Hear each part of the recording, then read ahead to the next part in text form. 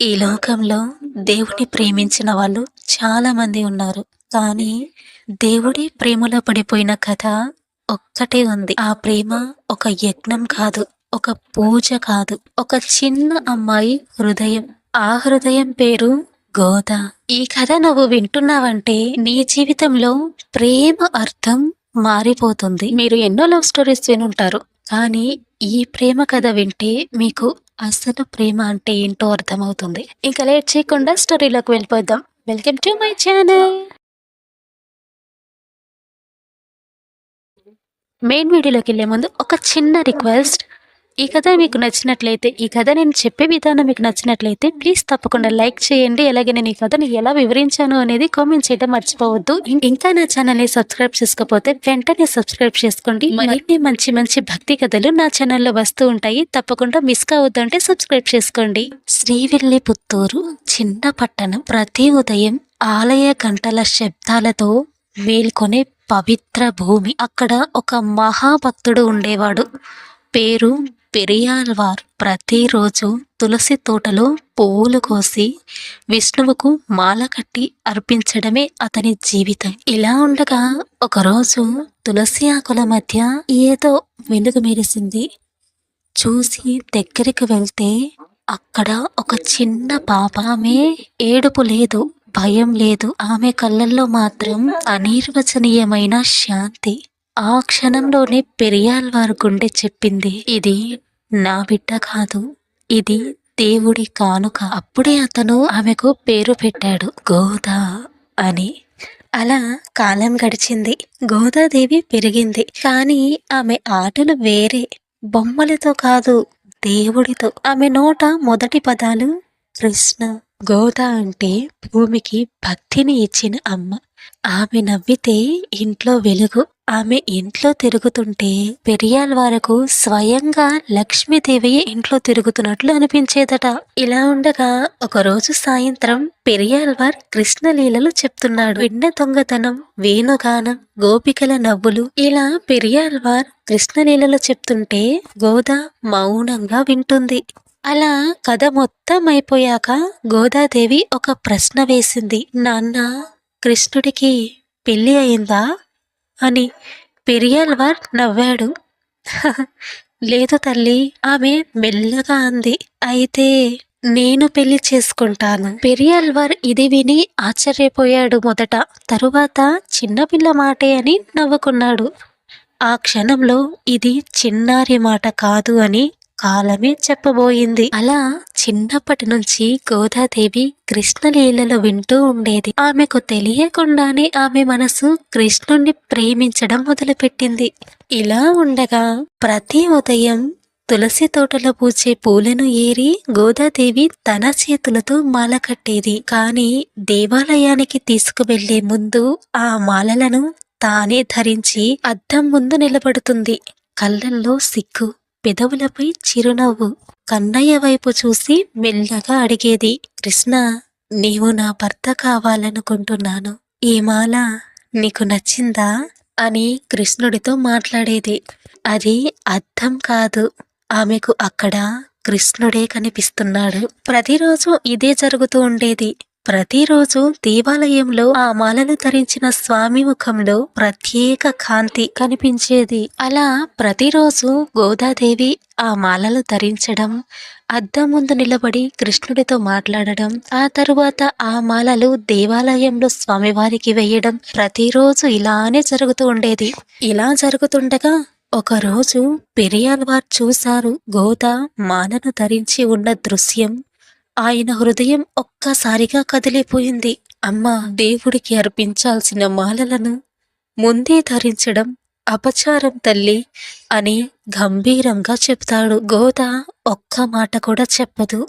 తల వంచి నిలబడిపోతుంది. నాకు తెలియదు నాన్నగారు అంటూ మౌనంగా నిలబడిపోతుంది. ఆ రోజు గోద మాలను ధరించదు.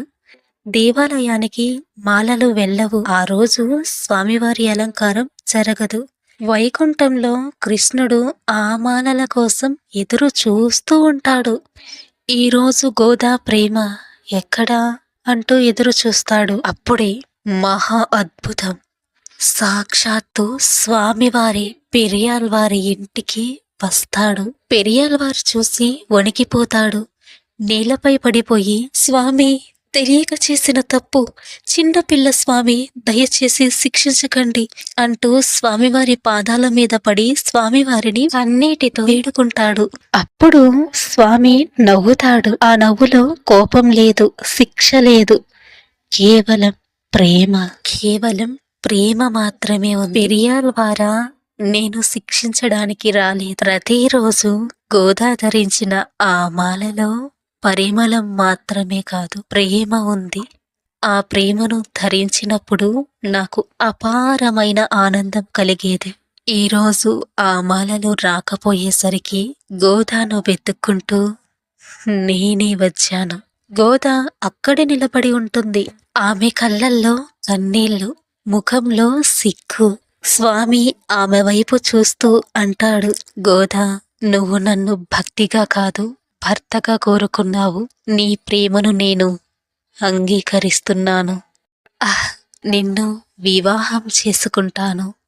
గోదా సిగ్గుతో తల వంచుతుంది. ఆ క్షణంలో భక్తి కాదు, ప్రేమ కాదు, భక్తి మరియు ప్రేమ కలిసిన పరమస్థితి. ఇదే ఆండాళ్ అవతారం. మనిషి ప్రేమను కూడా దేవుడు అంగీకరించిన అరుదైన కథ. గోదా ఒక్కటే కోరింది, నన్ను నీ దగ్గరకు తీసుకెళ్లవద్దు, నువ్వే నా దగ్గరకు రా అని. శ్రీరంగంలో ఆమె అడుగులు ఆగిపోయాయి. ఆ క్షణంలో కృష్ణుడు ఆమెను ఆలింగనం చేసుకున్నాడు. ప్రేమకు లొంగిన దేవుడు ఆమెను తనలో లీనం చేసుకున్నాడు. అదే దివ్య ఆలింగనం, అదే ఆత్మల ఐక్యత, అదే గోదాదేవి కళ్యాణం. అందుకే ధనుర్మాసం చివరి రోజున గోదాదేవి కళ్యాణం శ్రీరంగనాథ స్వామితో అంగరంగ వైభవంగా ఇప్పటికీ జరుపుకుంటున్నారు. ఇది శరీర కలయిక కాదు, భక్తి, పరమాత్మల ఐక్యత. ఎందుకు ఇప్పటికీ కళ్యాణం జరుపుతారు అంటే, గోదాదేవి తన ప్రేమను పదాలతో కాదు, తన జీవితంతో అర్పించింది. శ్రీరంగనాథుడు ఆ ప్రేమను తిరస్కరించలేదు, అంగీకరించాడు. అందుకే ఈ కళ్యాణం చరిత్ర కాదు, నిత్యతత్వం. ఇది లౌకిక ప్రేమ కాదు, ఇది భక్తి పరాకాష్ఠ. అందుకే గోదాదేవి కళ్యాణం ఈ రోజుకి శ్రీరంగంలో జరుగుతోంది. ఆ రోజు నుంచి గోదా పేరు ఆండాళ్. గోదాదేవి దేవుడిని పొందలేదు, దేవుడే గోదాను పొందాడు. భక్తి అంటే భయం కాదు, ప్రేమ. ప్రేమ నిజమైతే దేవుడే నడిచి వస్తాడు. గోదాదేవి కృష్ణుణ్ణి పొందలేదు, కృష్ణుడే గోదాదేవి ప్రేమకు లోబడ్డాడు. అప్పటి నుండి ఇప్పటి వరకు ధనుర్మాసంలో చివరి రోజున గోదా కళ్యాణం అంగరంగ వైభవంగా శ్రీరంగనాథుడితో జరుగుతుంది. మీరు ఎన్నో లవ్ స్టోరీస్ విని ఉంటారు. ఈ కథ వింటే అసలు ప్రేమ అర్థం తెలుస్తుంది అని వీడియో స్టార్టింగ్ లో చెప్పాను కదా. ఎందుకంటే ఇది సాధారణ ప్రేమ కథ కాదు, ఇది మనిషిని దేవుడి హృదయం దగ్గరకు తీసుకువెళ్ళే ప్రేమ కథ. గోదాదేవి కృష్ణుణ్ణి ఏమీ అడగలేదు, ఏ కోరిక పెట్టలేదు. తన మనసంతా కేవలం ప్రేమగా మార్చింది. ఆ ప్రేమలో స్వార్థం లేదు, అవసరం లేదు, ఆపేక్ష లేదు. అందుకే ఆ ప్రేమే దేవుడిని కదిలించింది.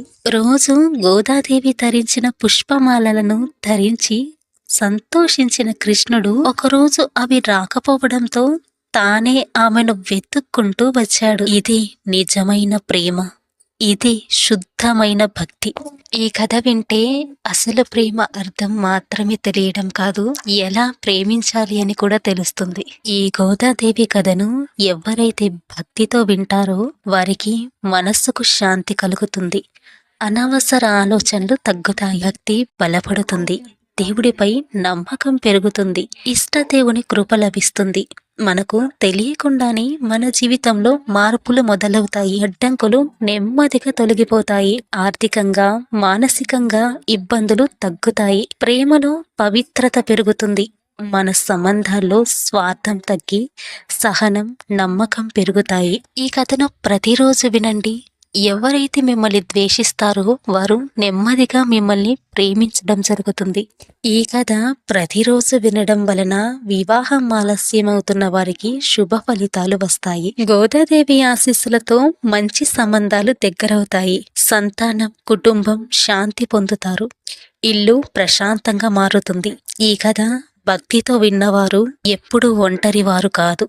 ఎందుకంటే స్వార్థం లేని ప్రేమ ఉన్న చోట దేవుడే నడుచుకుంటూ వస్తాడు. ఈ గోదాదేవి ప్రేమ కథ మీ మనసును తాకితే ఇతరులకు కూడా పంచండి. వివాహం ఆలస్యమవుతున్న వారు, మంచి సంబంధాలు కుదరట్లేదు అనుకున్నవారు ఈ కథను ప్రతిరోజు వినండి. ఈ ధనుర్మాసంలో ఈ కథ ప్రతిరోజు వినండి. మీరు పూజ చేసిన తరువాత ఒక 10 నిమిషాలు ఈ కథను తప్పనిసరిగా ప్రతిరోజు వినండి. మీరు పూజ చేయలేకపోయినా ఈ కథను ప్రతిరోజు వినండి. తప్పకుండా ఆ శ్రీరంగనాథ స్వామి ఆశీస్సులు మీపై ఎప్పుడు ఉంటాయి. ఈ కథను భక్తితో విన్న ప్రతి ఒక్కరికి శ్రీకృష్ణుడు, గోదాదేవి కృప ఎల్లప్పుడూ ఉండాలని కోరుకుంటున్నాను. ఈ వీడియో ఎలా అనిపించింది? ఈ కథ విన్నారు కదా, ఈ కథ మీకు ఎలా అనిపించింది? ఈ కథ మీకు నచ్చిందా? ఈ కథ నచ్చిందా?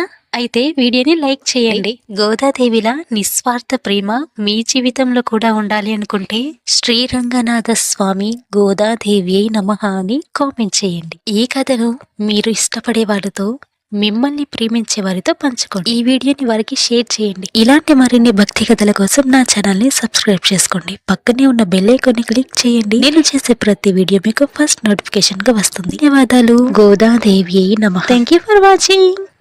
ఆగండి, ఈ వీడియోని లైక్ చేయడం మర్చిపోకండి. మరిన్ని కథల కోసం నా ఛానల్ ని సబ్స్క్రైబ్ చేసుకోండి.